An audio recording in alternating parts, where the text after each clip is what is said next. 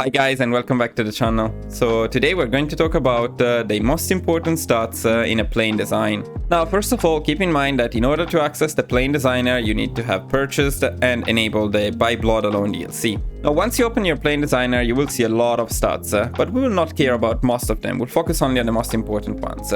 Let me state the obvious when I say that weight cannot exceed the thrust, otherwise your plane will not even be able to take off. I will first talk about Naval Bombers, Close Air Support and Strategic Bombers because their stats are very simple to explain. For Naval Bombers, all you care about is your naval attack stat when your planes are assigned on naval strike.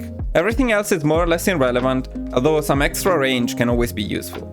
Close Air Support work in a very similar way. In this case, all you care about is the ground attack when your planes are assigned to Close Air Support. Again, you can use some extra range and maybe some extra defense on Close Air Support. For Strategic Bombers, all you care about is the Strat Bombing stat when your planes are assigned on the Strategic Bombing mission. Additional buffs such as the night penalty can be handy, but they are not mandatory. That being said, I never used Strategic Bombers in the first place.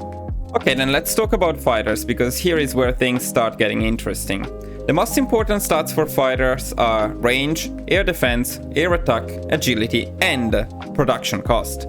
Now, which of these stats is the most important? This question is quite difficult to answer. Because of the way air superiority works, you want to have as many planes as possible up in the sky. That means that the production cost, a lower production cost, is an incredibly valuable stat. Range is also extremely important because if your planes lack the range to cover the entire region they are assigned to, that will decrease the air superiority gain you get from them. Air defense is pretty self-explanatory, and in my opinion it is less important than both air attack and agility. In any case, you get air defense with the additional modules down here, not with the main ones, so you don't have to sacrifice air attack in order to get air defense. Now, this design that I'm showing here with some slight variations such as the self-sealing fuel tanks instead of the armor plates, or even a heavy MG defense turret instead of the armor plate is the most popular in the meta at the moment. And it seems to suggest that having higher agility is more important than having higher air attack. That being said, the reason this fighter works so well, in my opinion, is not related to the higher agility, but rather to the lower production cost.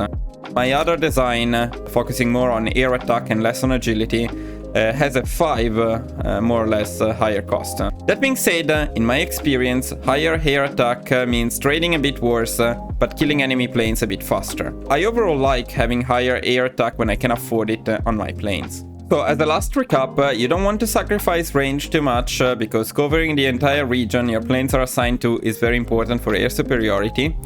Having higher defense means your planes will last longer and will trade better. Having higher air attack means you will kill enemy planes faster, but increasing air attack usually comes together with increasing the production cost and decreasing the agility. For the overall best trade, you want to keep the production cost as low as possible, which means keeping the agility a bit higher and the air attack a bit lower. So this design is usually what performs the best in terms of pure trading. Okay guys, that's all for today's video. Thank you for watching. If you enjoyed this video, please do not forget to leave a like and subscribe to the channel. If there is anything you would like to add, please feel free to do so in the comments, and I will see you in the next video. Bye guys!